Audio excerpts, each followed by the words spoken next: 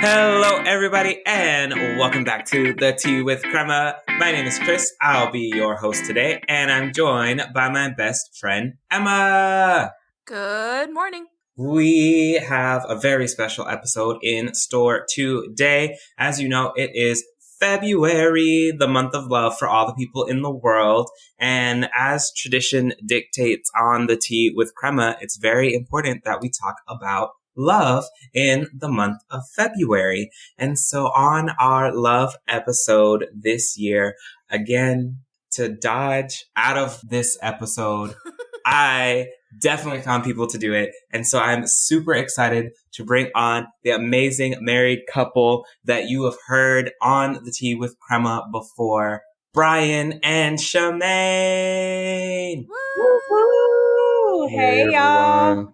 But before we begin with our annual love episode, it's very important that we have our tea check. So, Emma, what tea did you bring today? I brought this very cute tea. You guys can see it a little bit. It has a bear on it. So I was like, oh, it has to be good. And then I opened it and it's a sachet and it's dissolvable and it's not good. So a little sad about that. It's a little sweeter than I wanted it to be, but I feel like it would be good if I was sick and needed to try something like that. What are you drinking today, Chris? Today, I have a tea from August Uncommon Teas called Avalon. Now, August Uncommon Tea is a very interesting brand, in my opinion, just because I feel like they aim really high and then sometimes, they don't always deliver. And so today's tea is supposed to be a tea for a luxurious afternoon, an oolong tea offering the rich aroma of baked apples, burnt caramel, and petrichor. Now, I ain't never heard of petrichor. I had to look it up. I was about to ask, what is petrichor? So apparently petrichor is the word that describes the earthy scent produced when rain falls on dry soil. Oh. Ask me if I smell any dirt when this tea was brewing.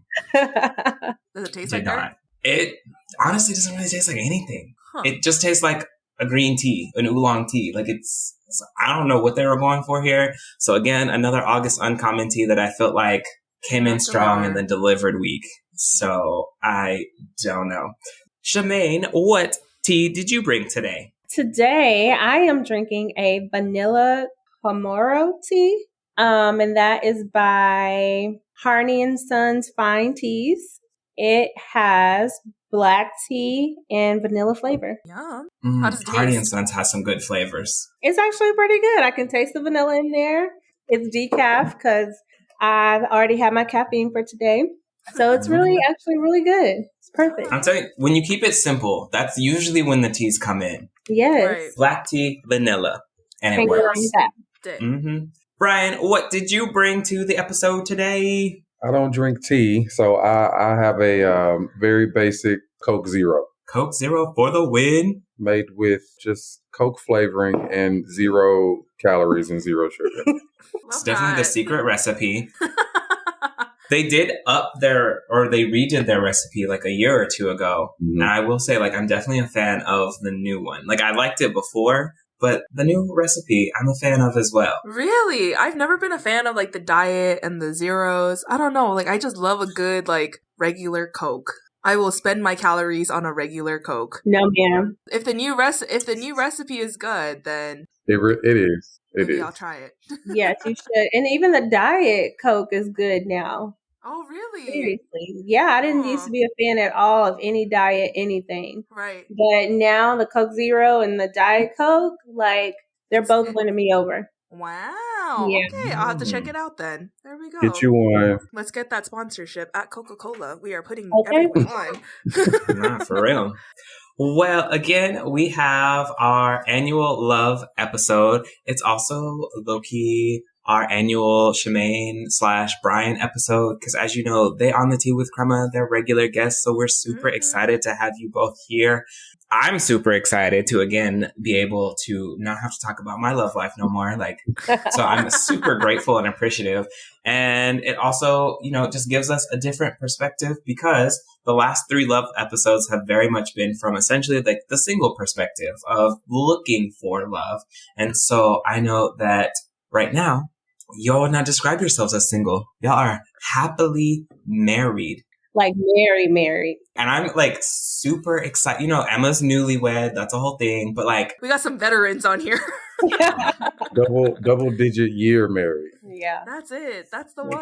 gosh. So we're super excited just to explore how you get from, you know, single to happily married double digit numbers out here, because literally couple goals. Right. And I think it's like important to note that even when you both have been on the episode separately, you all have talked about each other. So that's also why we were like, wait, I like need to bring them on, because I love how they talk about each other when the other's not even in a part of the conversation. So like, I can't wait to see what it looks like when they're together. You know? Aw. So I was just Hopefully like, we don't get on here and fight. That's what the magic of editing's for. Just make it look good. Just make it look good. So it's gonna be great. As we jump in, if y'all could just reintroduce yourself to the Tea with Crema audience, that would be great. All right, so I'm Brian, and this is my lovely wife, Shamaine. We've been married for almost 14 years. Well, not almost, but this year we'll make 14 years in August. Your relationship is a freshman in high school. That is crazy. Wait, so 14 14 years married or 14 years together? Like the number is not very far off. So in August, we'll be married 14 years. In September, we'll be together 15 years. Wow. Y'all were really like, when you know, you know. When you know, you know. Yeah. Yeah. Which is super important. So I'm really curious about like jumping into, because if those years are really, really close, it really kind of begs the question of like, did you feel like it was like love at first sight? Like y'all knew very early on, or did it take some exploring? Like kind of getting into how did that happen? Because those years, some people, it's like, we've been together for 16 years and then we got married. No. We're newlyweds. But we know some people on the Tea with Crema that have taken a little while to tie the knot. Woo, Yeah, that's a long looking time. at you, Isaac. No way. Just kidding. Your relationship started in like middle school, high school. That's different. Yeah. Yeah, So, that's true. Ours was different. But I think it was love at first sight for one of us. I'm not saying any names because, again, I don't want to be fighting on here. But even still, I think love evolves over the years anyway. So I think even if you take love at first sight out, like I still think our love has grown and continues to grow. Well, he says that because I don't know who he's speaking of, him or me, but he did say, I love you first, by the way. But I will say that speaking things into existence is a real thing, because when I saw him, like with my coworkers, I would be like, oh, here come my husband. Here come my husband. There go my husband. And I was just playing at that point, but it wasn't like a love at first sight type thing, but it was like, okay, I know what I want. And eventually, because I wasn't going to initiate anything, but it was something that told me in that moment, which is weird. I'm going to say I was on the same boat. Like, I used to do that to Isaac literally all the time. Like, he would walk by, I was like, there goes, I would literally say that, like, there goes my husband. And people are like, you're nuts. Like, what is wrong with you? And I was like, it's okay. He doesn't know me. He doesn't know my name yet, but we're getting married. Right. So, speaking it into existence, that is the key. That is the key. That is the TLDR version of this episode. If you want somebody, you have to manifest it. Hey, that's what I'm saying. But what I'm definitely hearing is like, pretty early on. You do. It's like I hear people all the time who say, it's like, I just knew this was the one, or I knew he or she was the one. Mm-hmm. And I never really understood what that meant. But like, I was in college when we met. I was in like my second year of college. I was working, and I wasn't like, I've never really dated as an adult because I worked and I went to school. So I was a cashier at Walmart, and he was a vendor through Dr. Pepper. And so he would come in and fill the coolers and stuff. And at that point, I was like, you know what? I'm just about to worry about my school. And I was really starting to get into faith a little bit. And I was like, he who finds a wife finds a good thing. He didn't say he who finds a husband finds a good thing. So I was like, I'm not about to be out here looking. I'm not about to be looking. He's going to find me. So whenever he finds me, I'll be here. I'll be waiting. And I'm going to focus on school. And he sure did walk right through Walmart, and he found me. Well, technically, I found her and then she left. Or I'm sorry, not left. She went to an entirely different schedule. So it was like I saw her, then she disappeared. So then I saw her again, and she over here, he who finds a wife, and then she was still like mean mugging people, not really approachable. So it was like he who finds a wife, but a wife didn't want to be found at that time. I tell you that because she just wanted to live her best life. Okay, like, he who finds a wife. but it was like the deadest stares you could ever see. It was a different semester, so I had morning classes in that second semester, so I had to work at night. So when he was seeing me during the day, I had later classes. Right, and of course you're happy when you're not having to go to class and then have to do all of the things. Well, no, that was just my face. That was exactly. You ever looked at someone from like, say for instance, if you are at a party with a friend, and you ever looked at a friend from across the room when you're ready to go? Like, and you look, and you just have like this look, and it's just blank, unapproachable. Like you really ready to go. Like she was not having anything. Even when I first spoke to her, she wasn't having it. And then let me remind you, it was Walmart. I was a cashier at Walmart. Can you imagine what was going through my head at that time? This wasn't at Disneyland. She didn't have to provide the customer service. She needed in and out. I wasn't looking for great customer service, but if she's sitting here saying he who finds a wife, she was looking at me, there go my husband. He ain't go the other way. He ain't leave. That part, right? Because like she was so unapproachable. It was still pretty. The RBF was still attractive, but it was very evident like she wasn't having it. Well, so. I don't know if it was one of his pickup lines or not, but he was like, you need to smile more. Like, no. Buy your drink and get out of my line. Exactly. You buying something, you ready? Let me check you out. Yeah. And here we are, 100 drinks later, here we are. But she really said, worked.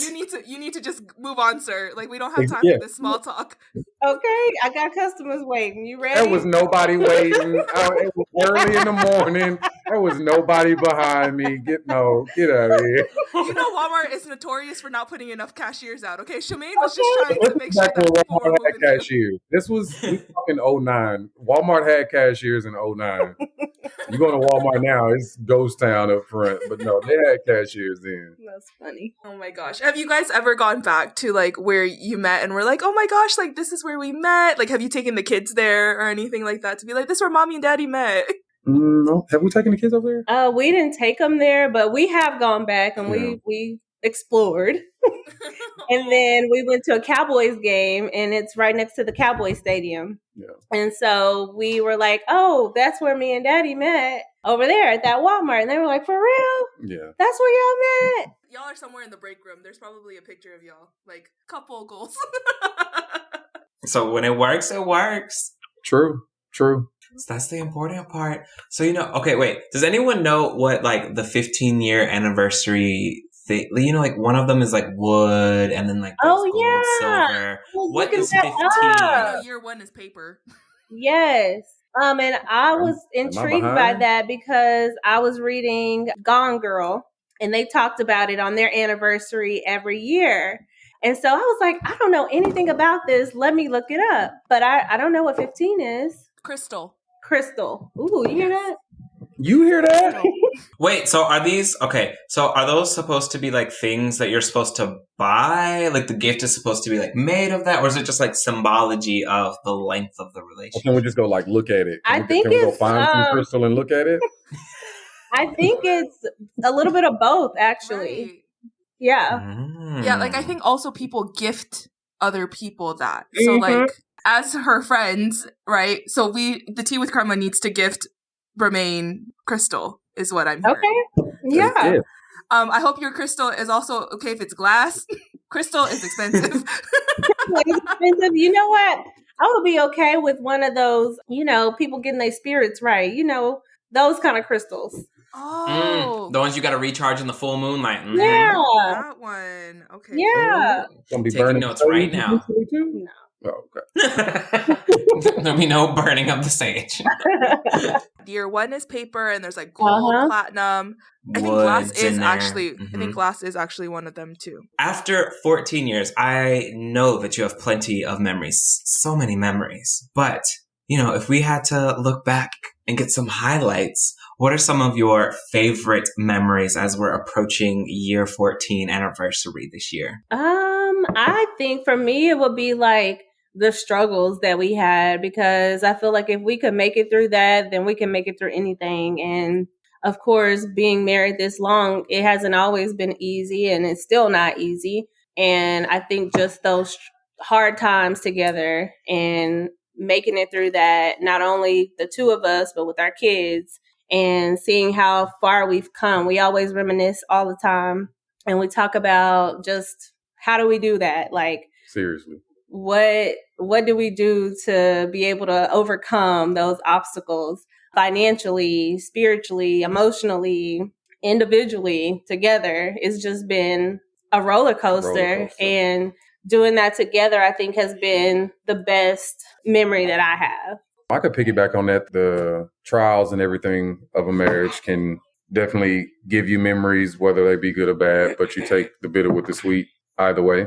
But fondest memory for me, and I mean, it's when Shamaine told me she was pregnant with Bryce. So that was probably one of the best memories I have, because that was during the time we had kind of just moved in with each other. And so, of course, yes, it was a surprise, but it was still special to me. So I still remember like her telling me that, and it was her. I can see the worry in her face, and of course, me being surprised but also worried. So I mean, that was, again, it was still an up and down like situation. So I mean, getting through that, and just that was a good memory. Yeah, I love that. Right. And I think a lot of people don't talk about, the rough patches. They don't talk about like, how do you move past that? Like, I think a lot of people, when they talk about relationships, they kind of want to highlight just the good, right? Or on Facebook and on social media, all we see is the good and when we're most in love. But, I'm kind of nosy. So I'm always like, y'all can't always be in love. For real though. Right, and so I'm wondering though, like, for those who are out there, especially, as a newlywed,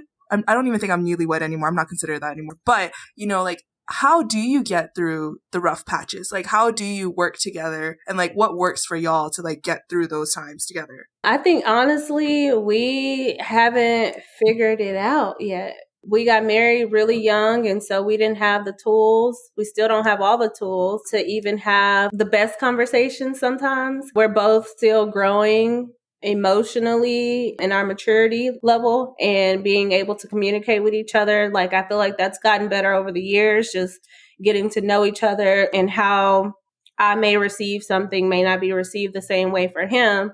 And so just being cognizant of that with the delivery, I feel like we are starting to get a better understanding of that now. And we've been married for 14 years. So I think with growth individually and as a unit, you just have to find what works best for you in that season, because we're all evolving and we're not the same person that we were a year or two ago. And just constantly being open to change within yourself and with your partner. And being able to communicate that and receive what they're saying, even if it doesn't feel like it's coming from a good space, but just knowing that it is. And maybe my delivery wasn't the best, but I don't have any bad intentions with what I'm trying to say. I just don't have a better way to put it right now. And I think that's probably been the biggest struggle for us ultimately over the years. And I will say we are growing. It's not the greatest, but we are still working through it, building our toolbox and making sure that we can fully be who we are together and as an individual. I think she said everything that needed to be said. I mean, everyone in a relationship is going to argue. So, I mean, we don't have the best communication skills all the time. But as she said, things are said, but, they're not said out of malice or disrespect, or no one's intending to hurt the other person, but it's just communication. And I mean, that comes along with, as Shamaine said, just maturing within yourself and within the relationship too. So I mean, it's just, she said everything, and I totally agree with it. We don't always hit the nail right on the head, but eventually we come back, and whatever's been said, we either apologize and we move on, or we find a medium ground, and we continue to grow. I have a logistical question. I guess the thing that really stands out is like, I know that there are a lot of different ways to like learn about yourself and learn about the other person, but I'm just curious about like because you can't just like grow out of nowhere. So then like what have y'all used or what do you use to kind of help guide that growth? So I think that's one of those things that I'm just like, it's hard to, in the same sense that like you don't know what you don't know. And so like kind of where have y'all turned historically to help with that development, both like individually and as a unit? I don't think for me personally, I've turned to any specific avenues, but I just know what she has asked of me in the past to either not necessarily change things, but things that wasn't necessarily, not that she didn't like it or didn't approve of it, but things that she had concerns about. So it was either get on the bus or get off. Not her words, but in theory, so it's not that I turned anywhere to figure it out, but things that your partner tells you that either needs to change or feel like it's not beneficial to the relationship. And if you're not willing to adapt or change, then it's almost like, are you really willing to be in this long term? So for me, you try to grow individually off of what your partner asks of you. And I would agree to that too, because I have early on noticed that letting a lot of outside factors in could damage your relationship even more. So if it's not a book or somebody that I really don't have to talk to, then I usually don't. We like to keep it within our marriage. And if it's something that we need to work on, maybe it's just like self-reflecting, like, how could this have changed? What could I have done better? And then just having that discussion. I think he had a really good example growing up as to what a healthy marriage looks like with his parents. They've been married, 30 plus years? 40 years? I just hit 40. And so he had a lot of good examples to look towards or to look from. And I, on the other hand, I didn't. My mom and her husband, they were like in a toxic relationship. And so I feel like I brought that toxic energy into our marriage, and just having to figure out what works for us, because what works for his parents won't necessarily work for us. And what I saw in that toxic relationship growing up, I already know that that's not going to work in my marriage. But I do know that a lot of what I saw growing up, I did bring that. And I think that's what caused us a lot of hardship growing to where we are now. I took a lot of influence from that. I never saw what a healthy relationship looked like. And luckily, he stuck it out because it was bad. And I'm just grateful that we have had those hard conversations, and he has loved me through it all. And it's just been, refreshing and a relief to see that we are in a healthy space, and our kids are being able to see what a husband should do for his wife. And it's just so many different things that we have to consider now that we are a larger family. It's not just us. Empty nest, though, coming soon. Coming soon. Says you. Y'all are still young. Kids growing, though. They're getting older. Empty nest coming soon. And there will be no more babies. There will be no more babies. So empty nest coming soon. But no, Shamaine's right. Like I had a healthy, I guess, marriage to look at. But to piggyback on her saying she saw toxic, relationship. But for me, I never saw my parents argue. So when we argued, it was all new to me too. So it was like, maybe this is what you're supposed to do. So she says that, luckily he stayed. And I'm not saying, I would have left otherwise. But at the same time, I was like, okay, cool. I guess this is what happens. Because, my parents never let us see them argue. I was like, well, maybe this is what they did behind closed doors. And I just never knew. But, yeah, so it's just funny, though. Because, we can look back and we can laugh about it. And it's definitely some growing pains. But it's been worth it. I can't even lie. It's been worth it. So I'm definitely hearing a recurring theme of keep people out your relationship. Mm-hmm. Yep. Yes. Because even if they mean well, they just don't know.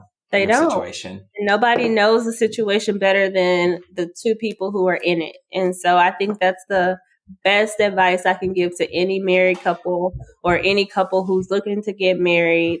Like, if you can't figure it out together with the person that you're going to be with for the rest of your life, how do you think? Can't help you. Yeah. Because even still, no two situations are the same anyway. Even if you're asking for advice of something that you've been in, situation is still not the same. Right.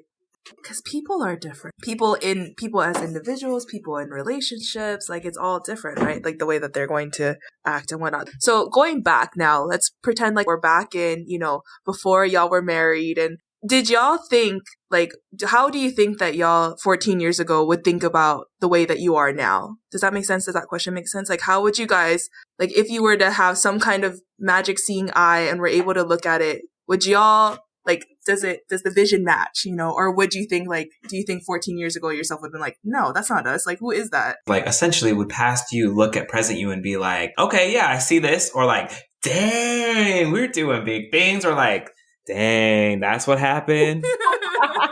I know it's not the last one, but perspectives. Yeah. I don't know. I can't, because when we met, we were young and she was a lot younger than me. And I still say today, like, if her apartment hadn't gotten broken into for us to actually move in with each other, I don't know if all of those factors didn't happen, where we'd be today.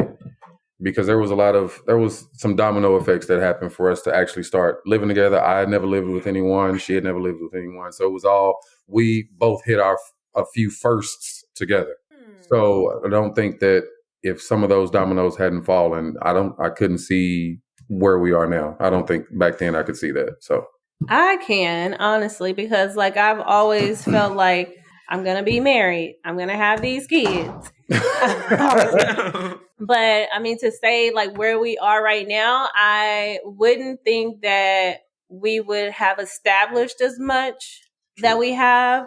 Sure. I think that having kids kind of pushed us a little bit harder. I've been driven and ambitious my whole life.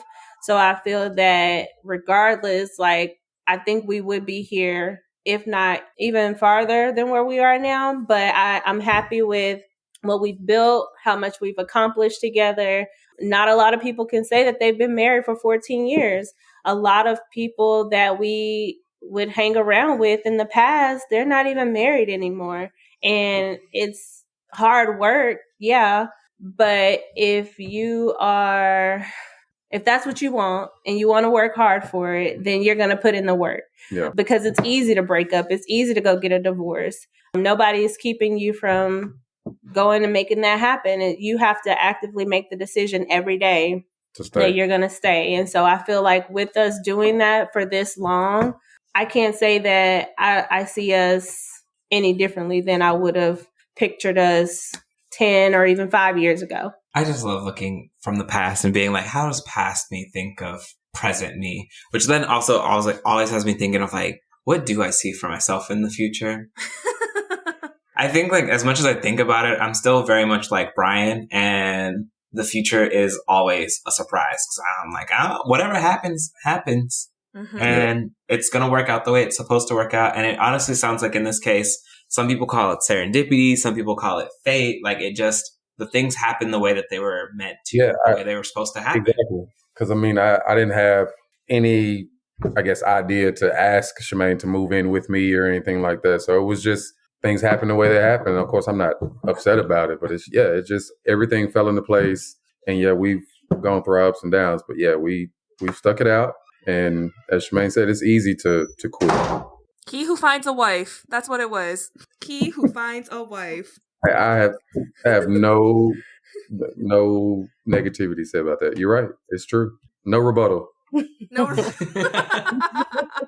In the Bible, it's the word. A word.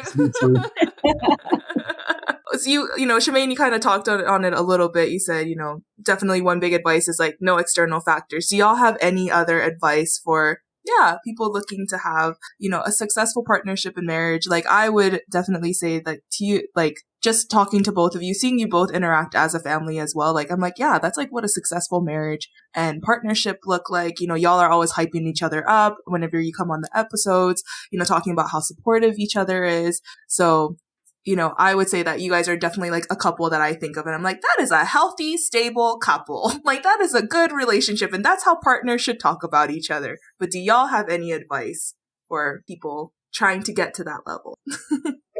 I think communication is really a big factor. Being open to just your partner's everything, their ideas, their perspectives. Yeah. compromise is a major one. I don't know. Patience. Patience is a really good one. Is huge because I mean, some partner is further along than the other in maturity and openness and everything, or most things. So you're never going to be at the same level at the same time. So patience is, because I know for a fact Shamaine has shown me a lot of patience. So that goes without saying. And of course you need love. Of course. That's part of the equation, right? Mm-hmm. Of course. It's okay. See, I'm ready. I'm learning. I can do this. Chris is learning love. That's his name right now. Chris learns love, you know? So oh, I see that. You're learning it. He's taking all the notes. And Emma loves love. I love love. I really do. I love love. Like, I love people being in love. Like, there's no other better feeling than love, you know? So, like, it doesn't always have to be just, like, love from your partner. Just, like, love in general. Like, yeah, I agree. I think the thing that, like, stands out the most to me is, like, again, some of your favorite memories are the ones that, like, came from struggle. Not because you enjoyed the struggle. Yeah. But because of where you ended up at the end of it. Right. And so I think going into that mindset of just like, there are going to be hard times, whether you're with another person or not, there are just going to be hard times. But I think that just like really stands out to me of just like, but then when you make it out of the other side together, stronger together, it's just great things to look forward to. It really is. And I mean, I was just like, I'm ready. Yes, jump right in. Go for it. It's going to be great. I'm so excited, you know, just have one good fight and then come out the end of it and be like, wow, learned a lot. That was actually kind of cathartic. There's never one good fight. Well, you know, like the first one. Oh, okay. You know, after that, fight. You're definitely not going to have just one. But, you know, after that first one, looking back and being like, wow, that was rough, but okay, made it through. It worked out. Yeah. Definitely good things to look forward to. So I am curious. I don't know if we like truly really talked about our past episodes on love. Okay. As you know, I was dodging. Like, you know, I definitely dodged all the questions on the first one. Mm-hmm. I would say I dodged a little less on the second one.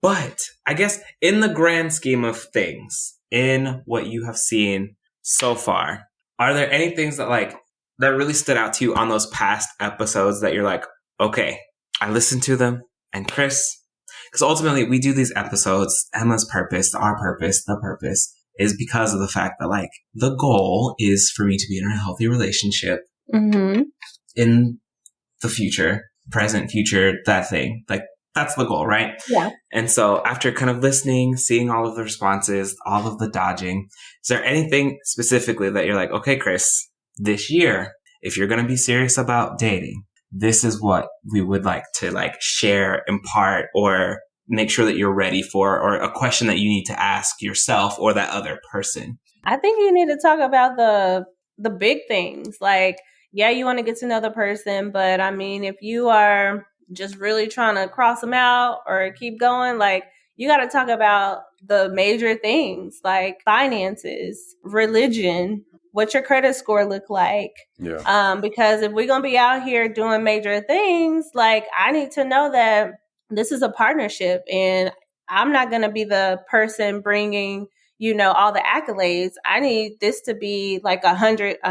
Like it's not a 50-50 thing. Like I need you to give all that you can, and I'm going to give my all the time. So I think hitting those big things, because ultimately, yeah, you want to get to know the person, but if it's going to be a lifelong thing, like you need to talk about like, what does your health condition look like? That's some serious stuff that you just want to make sure you talk about early on, because you'll be living with that for the rest of your life. You don't know if somebody has congestive heart failure and, you know, their life insurance is non-existent. Because they can't get it.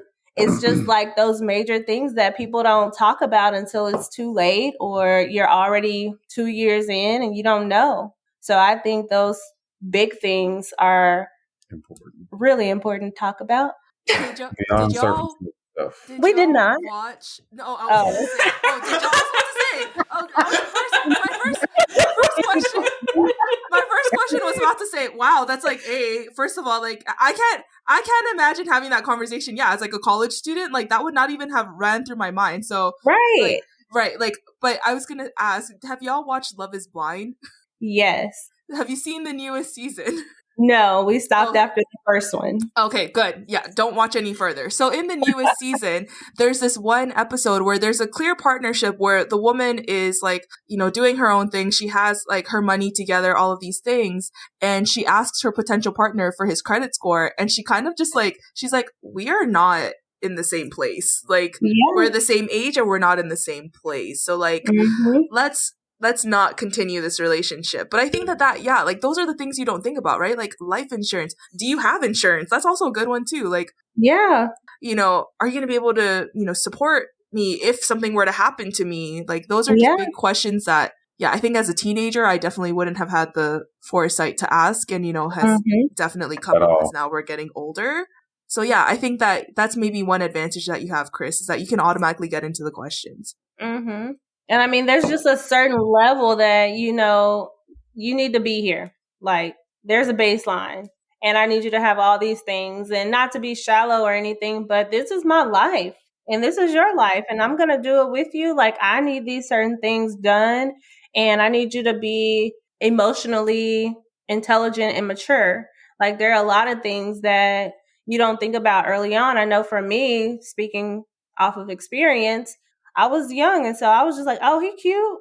That's it. It's like, okay, let me talk to him. And I mean, that's so like as far as it went. But as I matured, like there are other things that are more important to me. Love grows. Mm-hmm. Like if we click and your personality is amazing and we can talk and have open conversation and be mature about it, like that's top tier, because a lot of people are not in tune with their emotions and they don't know how to react or respond to certain things. And you want to make sure that you have somebody who is emotionally available and mature and intelligent. And a lot of people don't even think about that. They just get into a relationship. He's fine. She's fine. Mm-hmm. Yeah. It's just, I don't know. I mean, all those are pluses, but you got to get to the beyond the surface though. Mm-hmm. So a strong foundation. Right? Very strong foundation. These are great questions. Yeah, because I, at this point, still was like, oh, didn't even think to ask some of these things. I'm like, oh, wait, gotta write that down. That has to be one of those questions that we at least talk about, cover. Right. At some point, just bring it up during brunch or something. Just, hey, so by the way, want to drop them credit score numbers or... And you got to make sure they don't present you with Credit Karma numbers. Like you need real numbers. Like, if we wanted to go buy a house tomorrow, would you be approved for? Right. Yes. Well, even good credit people today could say no, but it just depends. That part. Yeah. Like, and then, like, what are your goals? I don't know. Those are just some good questions I would ask if I were dating. I do know the goals are an important one. That's definitely come up, but I think very similar, very goal-oriented person. So I'm always like, what are your goals? Do they align with mine? Because exactly. Or do they have any at all? Right. Important questions, because some people don't. Right. Do not. Just showing up. There, some people also don't have a lot of other things that are on my list. A job. See, no, that's basic. That's like, I'm just like, people be out here. So far, the foundation was not even going to make a foundation. Y'all were on sand. Not even making concrete at that point. I appreciate it because, it's just one of those like, and I think it's also the perspective is a little different because, again, all of y'all started relationships younger. So like your entry point is different. Right. Whereas like a little bit older, we're not having as much opportunity to like grow together. Yeah. There are some things that like you should probably have in order by now. Right. Or like growing over years, right? Like I think you can continue to grow even when you're but I think there's like certain questions that, like now me today in 2024 would ask of a partner, right? And just like at a base level, like, oh, that's a red flag. Like that's not, that relationship can't continue anymore. But when you're 16 and the question is like, oh, do you live with your parents? The answer is, yes, probably. Right. Do you get an allowance? Like, Like, do you have something to bring to the table? Like, I think you're asking someone that question like in your late 20s, early 30s, and it's like, do you live with your parents? And it's yes, and it's like, wait a second now, we got some other questions that we got to ask on the follow up there. Tell me more about this living situation, because if it's to save money for your house, like, all for it. If it's because you don't got a job, a little different. Because house goals, it's happening. And the way this market looking, I mean, hey, it's gonna be a while. It's a future goal. Okay. The market's better because the market is inaccessible right now for just about anybody. I was reading articles on it. I was like, okay, not today. But that's what I'm bringing into the conversation. I know that about myself. I've looked at the market, not today's market. Yeah, and I feel like as in your situation, I feel like you do have a bit of an advantage. It's like you have a better awareness of what you want. You know who you are, but also the pool is a little murky nowadays, so I don't really know what's out there. So I mean, it's a balance, right? Yeah, it's a balance. So now the pickings are a little rotten. Different. Yeah. Not rotten. I was gonna say different. But also, like, I think it'd be so different. Like, I have no other baseline for relationships other than Isaac's, but like your prefrontal cortex is like fully developed now. Like, you would hope that the dating pool would be a little bit more emotionally intelligent. But from some of the stories that Chris has told, I'm like, what? Like, they're not even coming with like a base level, just like anything.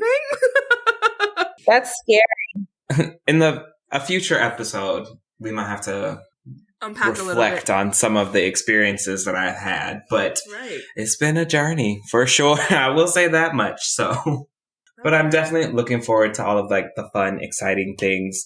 And honestly, I know it sounds a little, but like even just the way you've said it, like I am also looking forward to going through those struggles. Yeah. With someone though. Because of the fact that like, even in like my life as a individual, seeing how certain struggles have helped shape the future into what it is and what it will be, understanding and recognizing the value of that. And then to go through that with another person. Definitely, I think, like you said, it helps make the relationship stronger. I was going to say, it just helps to have just like another person, like knowing someone's in your corner. Right. So like just having that and going through, whether it's struggles in the relationship or struggles just like out of the relationship and, through work or whatnot, just coming home and having that and like knowing that, wait, I have this other person who I can count on to be on my team. And even when you're going through the struggles together, like, ooh, right now we're not on the same team and, I want to like score a touchdown in the other, like, I just want to like not be on your team right now and I'm going to be a water boy instead. But at the end of the day, right, you're like, okay, fine. I guess we can be on the same team. And I was basically going to say exactly the same thing you said, just knowing that you have somebody who is going to love you regardless of, the situation. If you're having a bad day or if you are just waking up and he tells you you look beautiful and you don't, but he still tells you that you do. And it's still in your eyeballs, like what? But it's not about what you feel about yourself. It's about what the other person is saying. That's just having that person, like that's your person. Yeah, I'm excited for you, Chris. Me too. It's great. 2024 might be the year. We'll see. Okay, we'll see. I'm really convinced that it's now.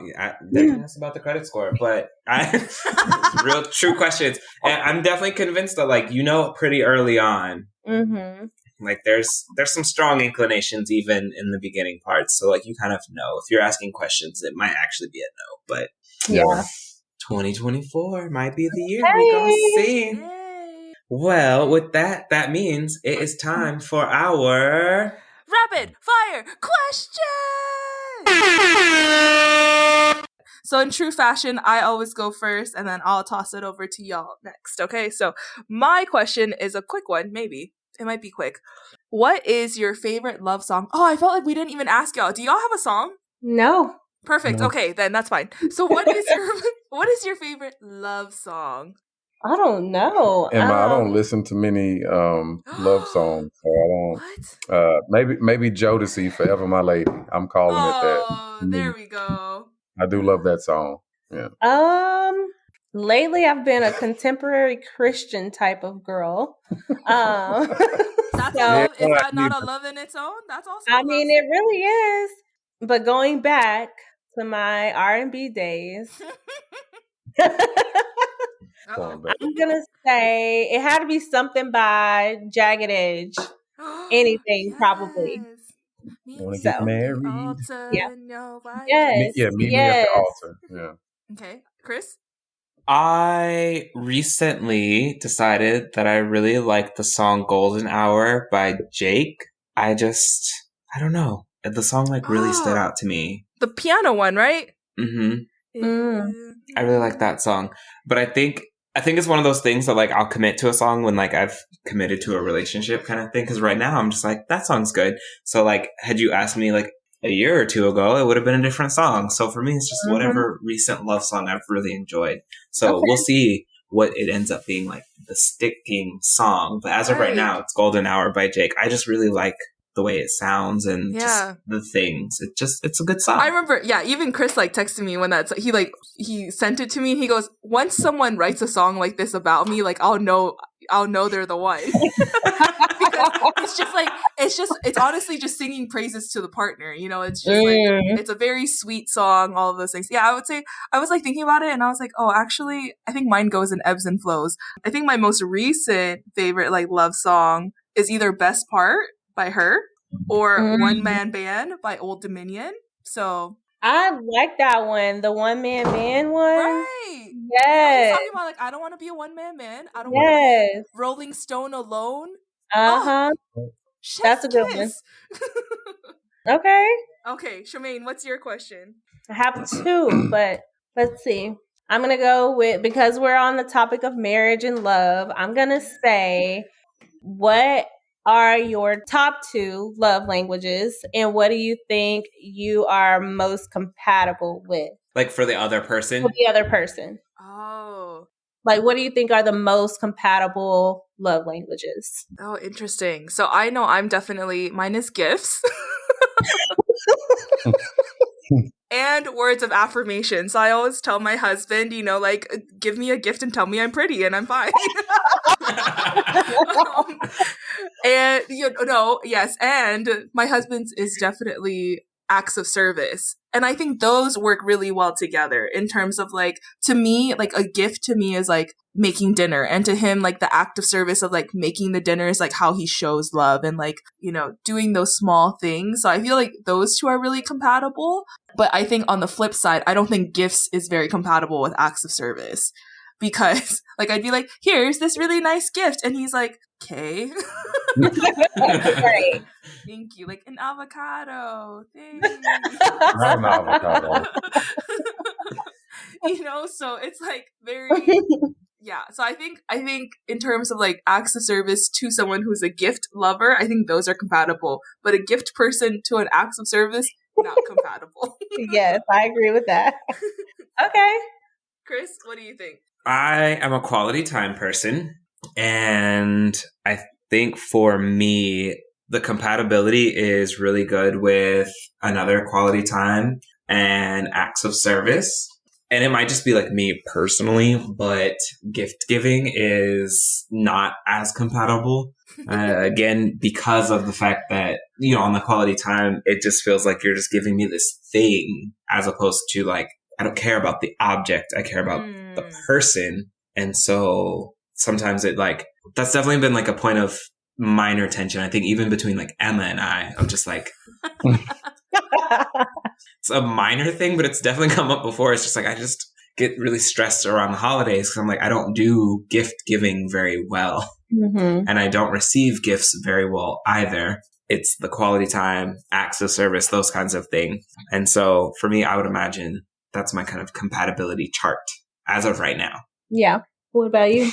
So I'm a physical touch, and I think quality time to me is compatible because I don't think gifts and acts of service, I guess, go well with that, because of course you can always some people try to rope quality time in with physical touch, if that makes sense. But I think those two are compatible. But I do know that I try to give gifts, and Shamaine isn't the best gift receiver either. I know she likes quality time, and I don't, as you mentioned, Chris, I don't give gifts to like get out of quality time. But I just know that wouldn't be compatible. She's not a gift receiver, so yeah. Yeah, I'm glad you said that. You didn't know that was a test, but you passed it. You did. I know she doesn't receive gifts. I can give her anything, and it's just like, oh, like you said, eyes it's like, oh, an avocado, like, oh, it's the same. Yeah, I'm not a big gift receiver. Like, I like to give gifts, but I think over the years, my languages have reordered. I used to be a quality time, physical touch, but I think physical touch, now that I'm getting older, I don't like to be touched. So I think quality time and quality time have to be like, and if it's not your number one, it has to be at least number two, because I do like to spend, that quality time, whether even if it's just like us being in the same space. We don't even have to really be doing anything. Just having your presence is really a big thing for me. And I think that gift giving and acts of service can go depending on which way, like you said, Emma. So those two could work in a sense, but you just have to know also your partner and know what they want and what their languages are. Although, like I said, physical touch is really going down on my list. I know he likes it. So I'm like every now and again putting my foot over there on his leg or something. Just to make just a compromise, I'm like, okay, let me touch him a little bit here and there. She's like, all you get today is a big toe, okay? And that's all I can give you. I cannot give you any more than that, friend. And then I get hot. I don't know. I'm getting older. That's me. And so I'm all just the getting time. so hot. Just like, I can't. Like, I'm sorry. Like, I know. Like, Isaac's, yeah, definitely, I think touch is on his too. And I'm just like, I cannot. Like, so there's some days where I'll just like, okay, I'll cuddle with you and I'll like grin and bear it. But at the same time, I'm like, you are just a heater. I know. And then I'm like sweating. And then I feel him like rubbing my back. And he's like, ooh, babe, you are sweating. You are sweating. And you're like, you did this to us. You made this. Like, you made me this way. Oh, that's funny. So, yeah. Brian, what's your question today? So I guess, Chris, it's kind of like a two-part question because, we're in relationships. So it will be future for you. So what do you look forward to? Or for Chris, what do you feel like you look forward to when coming home to your partner? Low-key, Isaac and I are gossip girls.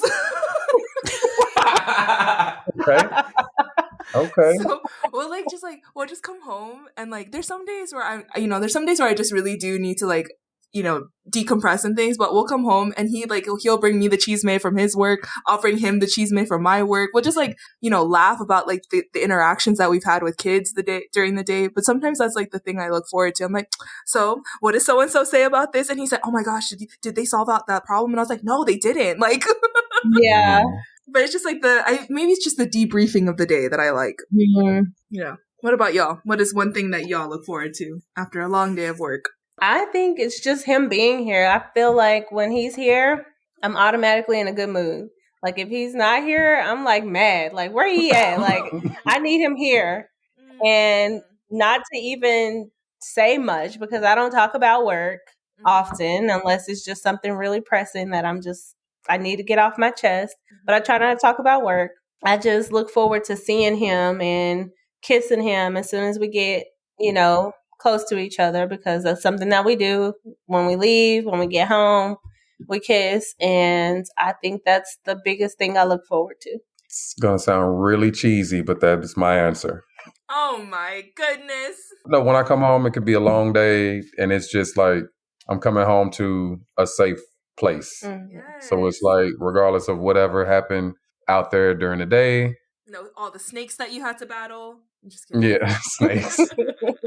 You try to leave as much as you can out beyond home. But I mean, of course, you still have things that you bring home. You want to, as you said, debrief, right? So, but yeah, just her being here, I look forward to that. And it's just knowing that I'm in a place where there's it's safety, Chris, so future wise, what do you feel like would be the most important thing to come home to your partner?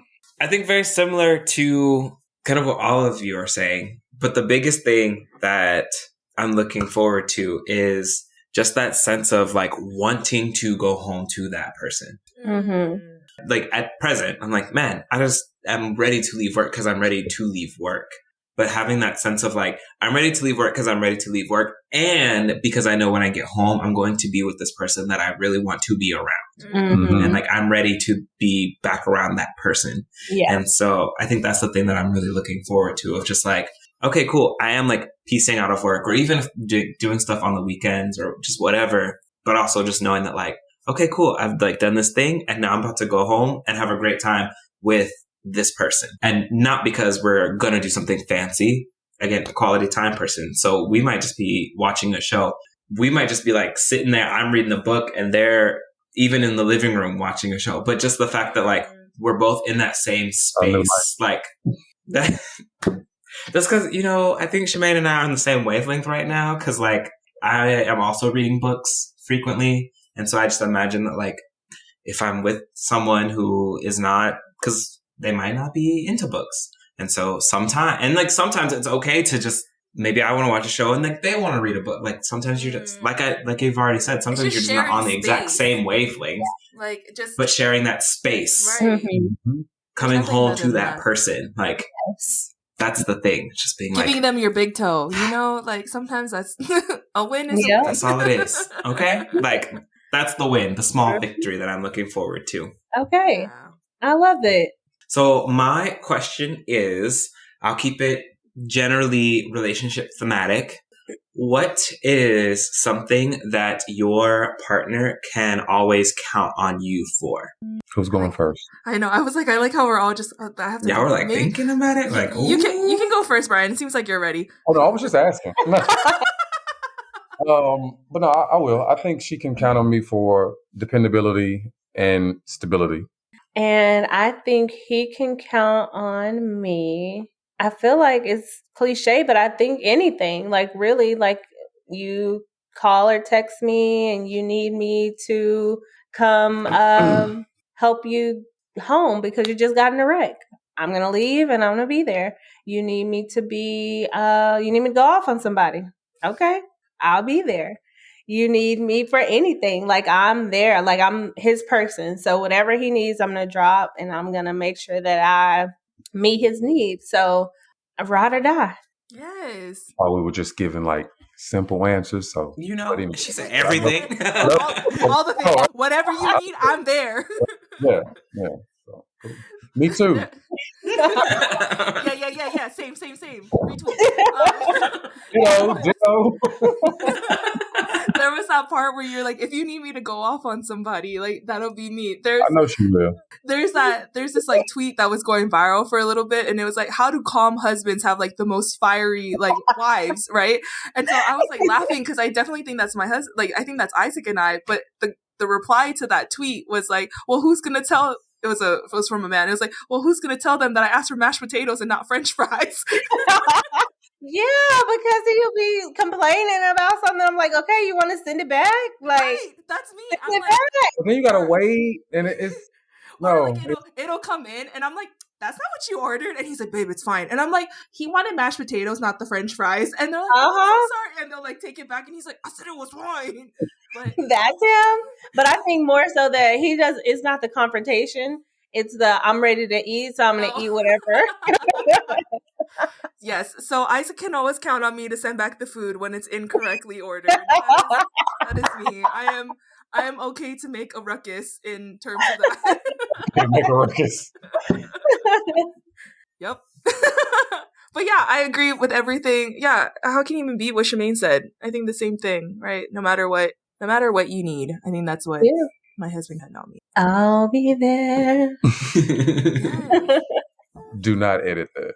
No, that's going to be actually the opening. Oh my God. The theme for today's episode is I'll be there. Chris, what can your partner depend on you for? No. A good meal. Like I know how to cook. Yes. Very important. That's my that's the rapid fire part. Yes, Shamaine gave a wonderful answer. Yeah. Everything. But okay, you know what I'm really bringing to the table? I know how to cook. Okay, so we're going to eat good. Okay. Also, you're not sending it back to the kitchen because I was the chef. I made what I made. You eat what I Okay. Well, I am super, super appreciative. Thank y'all so much. Had a blast, a wonderful time. Have learned a lot. We'll be asking some very important questions for all of these future suitors. Or we'll see, we got to get right to the meat of it much earlier. Yeah, because time's ticking. Time to ticking. Forever and always. So you got to be ready to enter real quick, fast, and in a hurry. So is there any last things that you would like to share before we wrap up the episodes? Anything you'd like to plug? Brian owns Wilson's Lawn Care, and he will be back operating in the latter part of March. So you can find him on Facebook at Wilson's Lawn Care. The Lawn Dawn. Lawn 22. Dawn. Lawn Dawn 22. Well, there you go. Yeah. And that is one thing you can depend on Shamaine to do is support Yeah, her fans. I will. Does. Well, again, we appreciate y'all so, so, so much. Looking forward to all of the amazing feedback. And with that, Emma, where can people find the podcast? You can find our podcast on Instagram and Facebook at The Tea with Crema. If you'd like to send us a cup of tea, you can also Venmo us at The Tea with Crema. You can also stream all of our past episodes and all of our new episodes on your favorite streaming websites. We hope to see you next time. Bye!